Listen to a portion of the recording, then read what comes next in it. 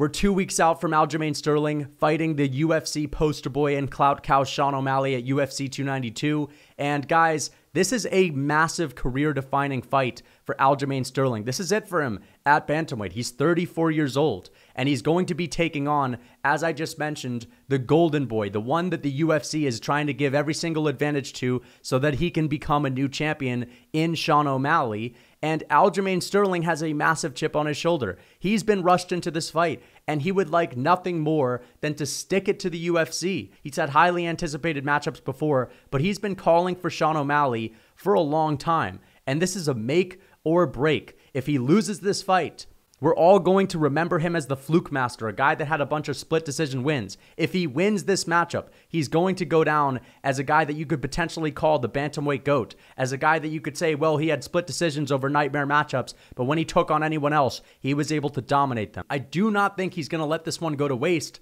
and I think that this plan that the UFC has to kind of shove him into a title fight against his will, when I say against his will, you understand what I mean. He's not literally being forced to do it.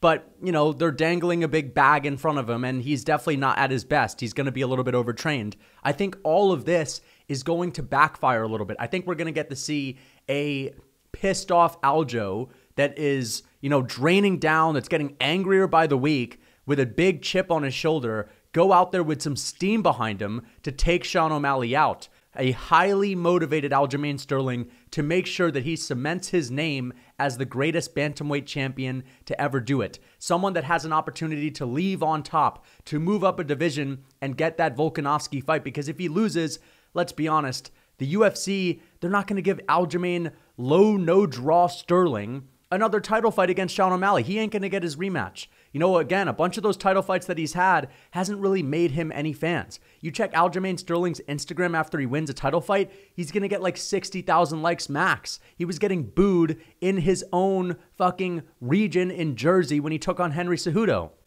So at the end of the day, like, he feels like it's him versus the world. Aljo feels like the UFC doesn't like him. They don't fuck with him, and they don't believe in his ability to be a draw. And he sees Sean O'Malley, who's like the golden child. That's the son that's getting all the attention and all the glory, and the parents are investing more into him. Aljo's like the black sheep of the family, you know what I mean? He's the guy that's been kind of kicked to the curb a little bit, and he doesn't like that, man. It really gets under his skin. So I think that all of this is going to fuel Aljamain Sterling through his training camp. And this is not a guy that's on the verge of retirement. Sure, don't get confused when he's talking about, you know, moving up a division. He still plans to stick around for a long time. It's just that weight cut is getting a little bit hard, and we're going to talk about the weight cut, but I want to just talk about the motivation again.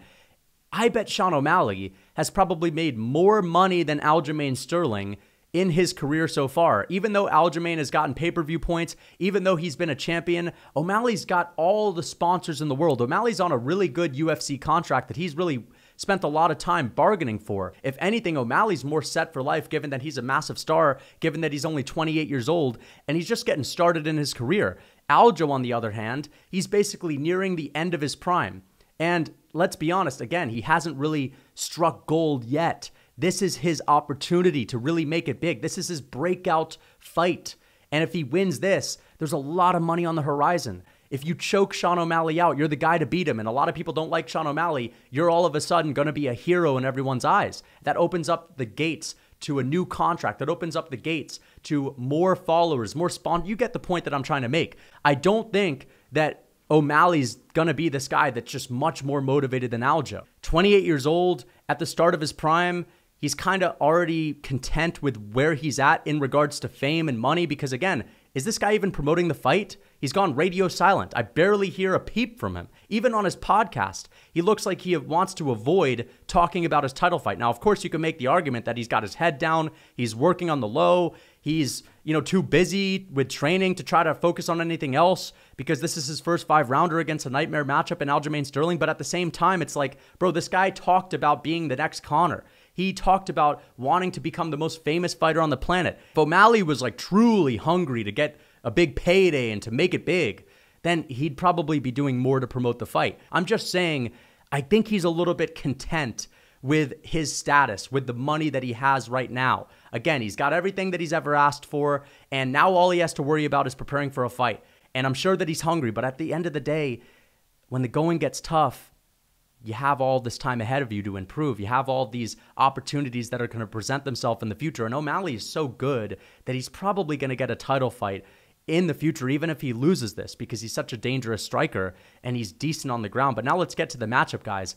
I think that Sean O'Malley has a really good chance to win this because I've seen many openings on the feet with Aljamain Sterling. And I understand that Aljo's fought some dangerous strikers before, like Sandhagen and Petr Yan and Henry Cejudo that's got a good right hand too. And none of these guys have been able to capitalize on it. Everyone thinks it's going to be easy when they go in there to strike with Aljamain Sterling. You know, he's got this funky, unorthodox style. He keeps his hands down sometimes. He dips his head off to the side. And there are so many things that Sean O'Malley can capitalize on, but it's easier said than done. You know what I mean? I am fully aware that O'Malley has some serious power in his hands, specifically that right hand. Sean O'Malley's right hand is dynamite. Okay, and it's a piston. He's so fast early on.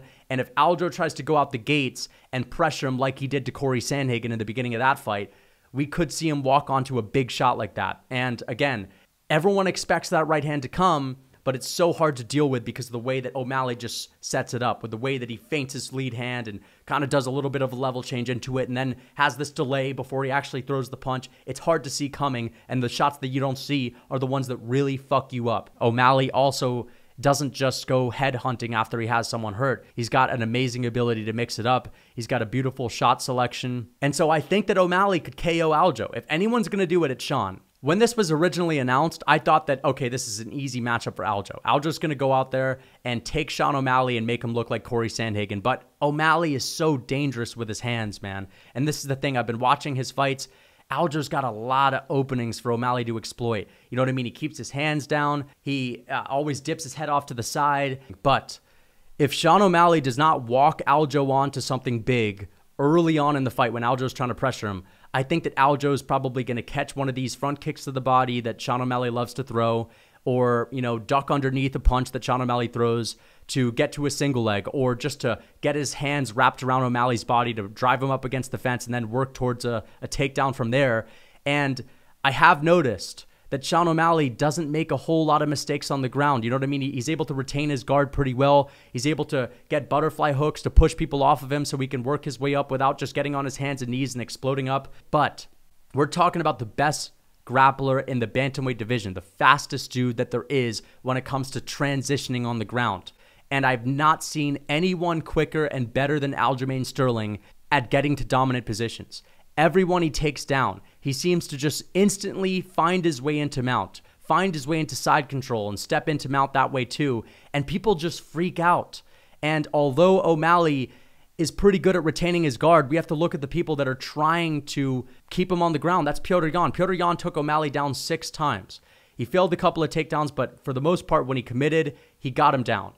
Petr Yan was looking to posture up and land ground and pound shots. He wanted to get big moments. But this is not, you know, a stubby-legged Petr Yan that doesn't really know how to pass over your guard as well as Aljamain Sterling, who just always seems to be able to find his way into mount, to be able to get into side control and then step into mount seamlessly. And I've never seen anyone transition better than him on the ground. He's also working with O'Malley that's got this, you know, long, lanky frame, and there's a lot of room for you to sink the hooks in. You know what I mean? He's got a long torso as well. And I think Aljamain Sterling's long limbs are going to allow him to kind of step over or shut down whatever butterfly hooks Sean O'Malley tries to put up there to make it hard for Aljo to pass. And everyone is prepared for what Aljamain Sterling brings. Everyone's prepared for the fact that Aljamain is going to go in there and try to get a body lock, is going to go in there and try to get on mount. And no one's been able to stop him. You know what I mean? Actually, wait a second. Henry Cejudo was able to stop him. But Henry Cejudo is a gold medalist Olympic wrestler that's short and stubby and compact. You know what I mean? And I think these short, stubby, stubborn wrestlers like a 5'3", 5'4" Henry Cejudo is a bitch to deal with, bro. That guy has an amazing level of awareness on how to use his body weight, how to manipulate other people's body weights that O'Malley just simply doesn't have. And again, O'Malley can be training with Tanquinho and Tim Welch and all these guys that have a good knowledge of jiu-jitsu, but at the end of the day, he's got the perfect frame for Aljo to wrap his limbs around. You know, Aljo, when he's grappling with Petr Yan, that guy's built like a brick shit house. That guy's like a small, explosive ball of muscle, and the same thing can be said about Henry Cejudo.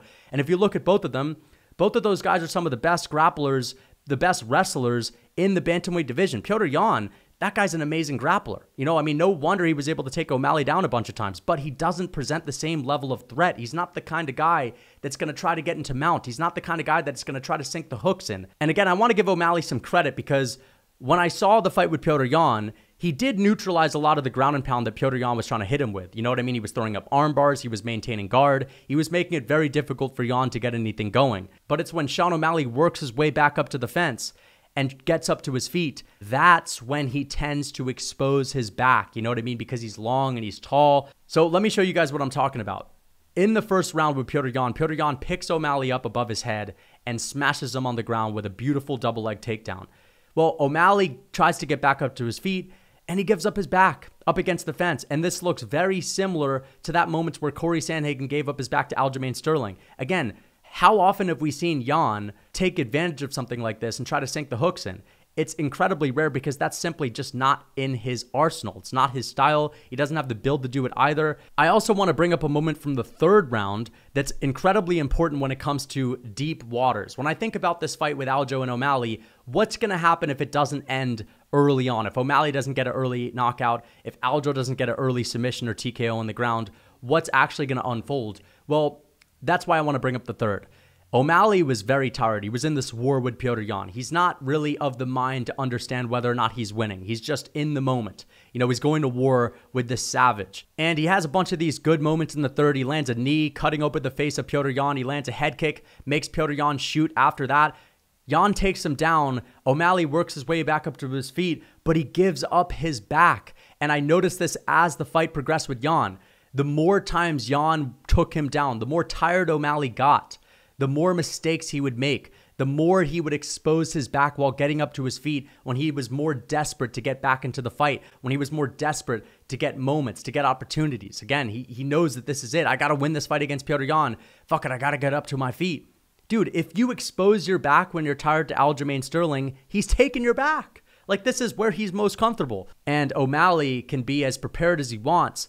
When it actually comes down to the fight, Aljamain Sterling is going to be so much more knowledgeable of how to move on the ground, you know, when to explode, when to exert himself. And a guy like Sean O'Malley, he's probably just bound to make a couple of mistakes. You know what I mean? You just cannot be at the same level as Aljo, who's been wrestling since he was in high school, that was wrestling in college, and that's used grappling to impose his will. And at the end of the day, unless you are literally one of the greats, like Alexander Volkanovski, who is a top 5 best fighter of all time, in my opinion, who also is short and compact, that also even has a wrestling background, that came into the UFC as a guy that would wrestle for the most part, unless you're Volkanovski, I don't think I'm going to bank on O'Malley shutting down the grappling of Aljamain Sterling completely. Like, I'm sure he's not going to give up his back in the first round and get submitted within a few seconds, you know, as soon as the fight hits the mat. But Aljo is just really good at imposing his will on the ground. Everyone knows that the takedown's coming when they fight Aljamain Sterling. And the only guy that's been able to shut it down is an Olympic gold medalist who's 5'3" and has the direct opposite build of Sean O'Malley. And if O'Malley gets taken down, he's just simply not going to be as efficient with the way that he moves as Aljamain Sterling. Sure, he's going to expect the back take, he's going to expect the quick transitions, he's going to try to nullify it, but I just don't think he's going to have the level of skill and finesse that Aljo has as a grappler.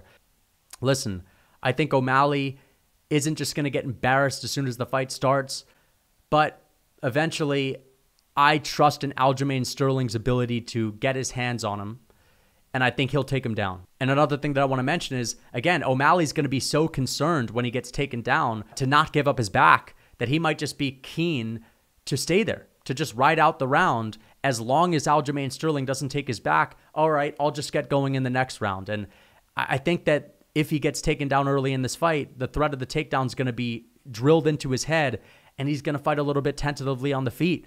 And O'Malley's a guy that needs to have some decent level of output to get going. You know what I mean? He's not just someone that KOs you with the first punch that he throws. He's someone that kind of needs to set it up. He's not just out here throwing a bunch of naked strikes. He likes to work the body. He likes to work the legs. He likes to get his jab going. And I just don't think that Aljamain Sterling is going to let him get settled in. I don't think Aljo is going to be entertaining the striking in this matchup, because if he does, he's a bit of a fool. Like, I understand you can't just run into the fight and shoot a takedown off the rip and not set it up. You have to set it up wisely, otherwise you're going to get countered or you're going to expend a lot of energy.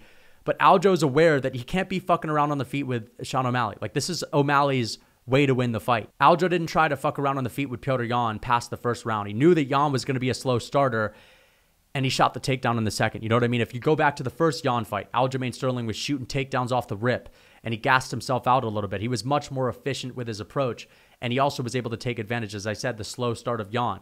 He knows what he's getting into. He knows not to be standing so long on the feet with O'Malley, and we have seen people take O'Malley down when they've tried. And it's not like you just cannot get hit by him once. Like, I've seen O'Malley land on people and land good volume on guys and not be able to put them away. Like, O'Malley landed a bunch of shots on Petr. Only one of those shots stung him throughout the entirety of the fight. O'Malley needs to get going. He needs to soften you up a little bit and get you thinking a little bit. And I just don't think he's going to get that opportunity to get his groove in this fight. I think that Aljo is going to put a certain level of pressure on him early. I think he's going to make O'Malley make a mistake. He's going to take him down. And I guess I just don't think O'Malley's going to find a groove into this fight. That's what he likes to do. He likes to set up his strikes. He likes to get a little bit comfortable. And I think we're going to see O'Malley be keen to just sit on his back and to retain guard and accept bottom position. The more time Aljamain Sterling has in a dominant position, the more frustrated we're going to see O'Malley and the more mistakes O'Malley's going to make, because he'll eventually get a little bit desperate to work his way into the fight, to have some kind of a moment. And if that happens on the ground in the later rounds, that's where I see Aljo finishing him and getting the back, and O'Malley just getting pounded out and getting his face smashed in, and then eventually he'll make a mistake, he'll give up the neck, or he'll just get ground and pound TKO'd where the referee will step in. But anyway, I hope you guys enjoyed the video. Until next time. What's up, guys? It's Lucas Tracy MMA, and I'm wondering if you're trying to look like Yoel Romero. Well, if you don't have his genetics, that's impossible, but I could at least help you get halfway there with my Ultimate Lifting program, and if you're a beginner, my Novice Lifting program. These are programs that I've used my 9 years of experience in the gym to make so that you can put on as much muscle as possible in as little amount of time as possible. And it'll also give you a variety of workouts so that you never get tired of the gym. So if you're interested, click the link in my description. And for a discount, use code MMA for 30% off.